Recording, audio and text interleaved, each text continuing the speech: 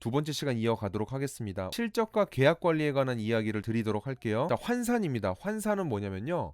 우리가 고객을 만나서 계약하게 되는 보험료라는 게 있어요. 5만 원짜리 암보험, 10만 원짜리 무슨 저축보험 이런 식으로 보험이 있는데 이 보험료를 그대로 적용하지 않습니다.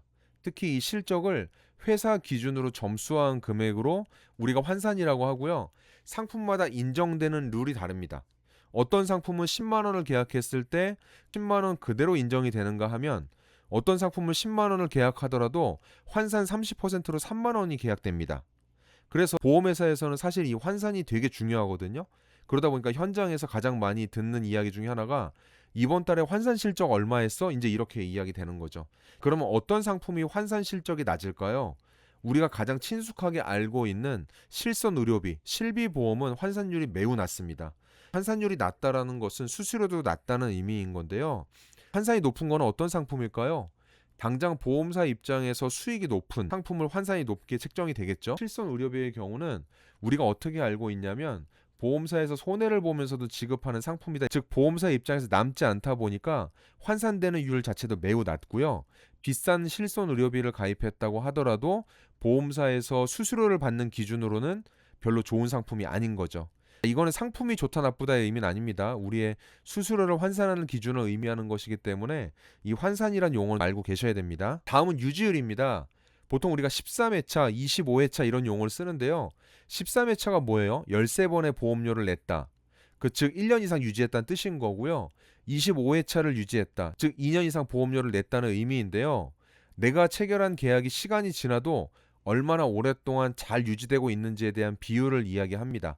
당연히 유지율이 좋은 설계사는 한번 가입을 시키면 오랫동안 계약이 유지된다는 의미이기 때문에 회사에서도 좋은 설계사로 인정받습니다.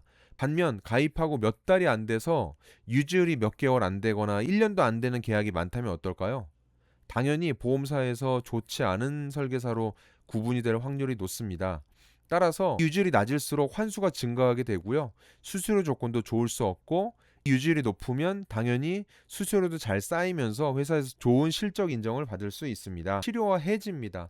실효는 보험료를 내지 않아서 효력이 정지가 되는데요. 일반적으로 보험료를 내고 난 이후에 2달 정도 추가적인 보험료가 납부가 되지 않았을 때 보험의 효력이 사라지면서 기능이 멈추게 됩니다. 이것을 우리가 실효라고 하고요. 대신에 일정 기간 내에 밀린 보험료를 내면은 부활이 가능합니다. 다만 이 기간이 오래 지나면 밀린 보험료를 내기에 부담이 되다 보니까 다시 부활하는 것도 부담스러울 수 있고요. 너무 길어지게 되면 이 부활조차도 되지 않는 경우가 있습니다. 해지는 말 그대로 계약을 끝내고 완전히 정리한다는 의미인데요. 다시 되돌릴 수 없고 설계사에게 환수가 발생합니다. 그래서 계약이 실효되기 전에 고객과 충분히 소통하셔서 계약이 멈추지 않도록 하는 것이 나의 수수료도 지킬 수 있고 환수가 되지 않는 방법일 수 있겠습니다. 보통 우리가 보험 계약하는 것을 청약이라고 하고요. 이 계약을 다시 취소하는 것을 청약 철회라고 합니다. 우리는 계약이라는 용어를 쓰지만 보험사에서는 청약을 한다라는 거죠.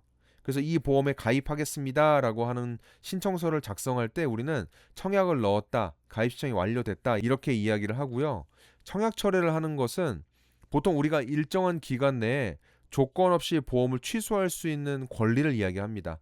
이것은 보험 계약이 들어갔다 해지되는 것이 아니라 이 계약 자체를 아예 그냥 철회시키는 거다 보니까 우리가 받는 수수료 부분도 당연히 안 주고 안 받기가 되는 거죠. 조금 안 좋은 단어를 말씀드려야 될 것 같은데요. 고화 계약이라는 말도 많이 씁니다.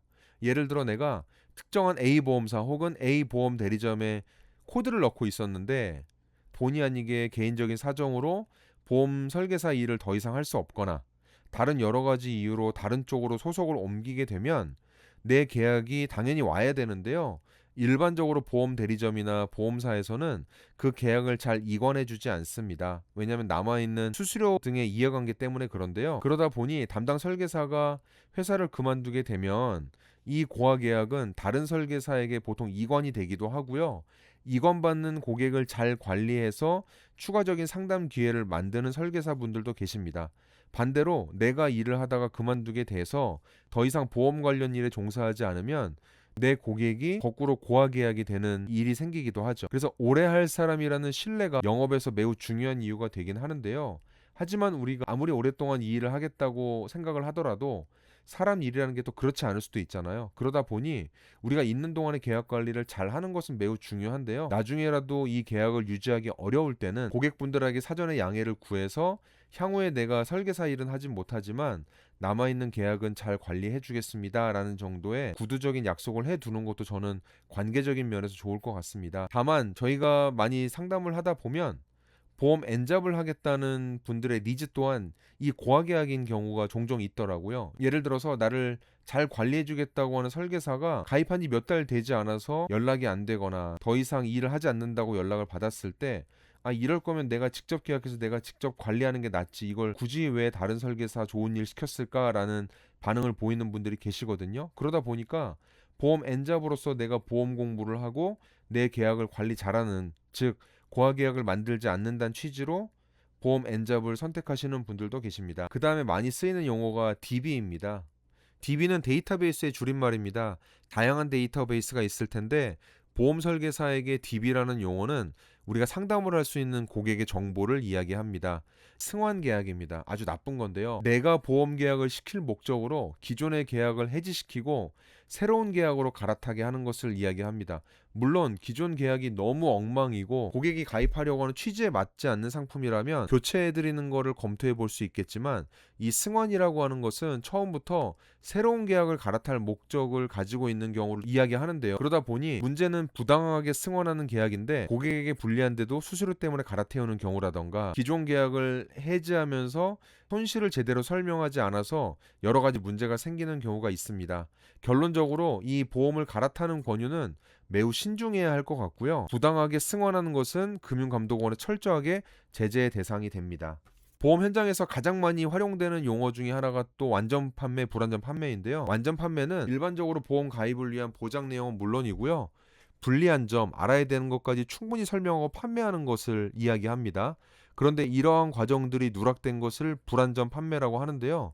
당연히 조금 꼼꼼하고 이런 얘기까지 해야 돼 하더라도 소소하고 아주 디테일한 얘기까지 잘 했을 때는 고객의 신뢰를 받고 보험 계약이 오랫동안 유지되면서 보험이 해지되지 않고 잘 관리될 수 있는 가능성이 있기 때문에 매우 중요하다고 할 수 있습니다. 반대로 이런 설명이 충분히 이루어지지 않았을 경우에는 보험사나 혹은 심지어 금융감독원까지 민원이 걸려서 계약이 취소되고 받았던 수수료를 환수되거나 그 이후에 일정 기간 보험 상품을 판매하지 못하는 등의 제재까지 이루어질 수 있다 보니까 보험 설계사를 활동하시려고 하는 분들은 이러한 완전 판매에 대해서는 정확하게 인지를 하고 활동하셔야 됩니다. 지난 시간과 이번 시간 2시간에 걸쳐서 보험 관련된 일을 처음 시작하기 위해 알아야 되는 단어를 한 20가지 정도 소개를 드렸습니다.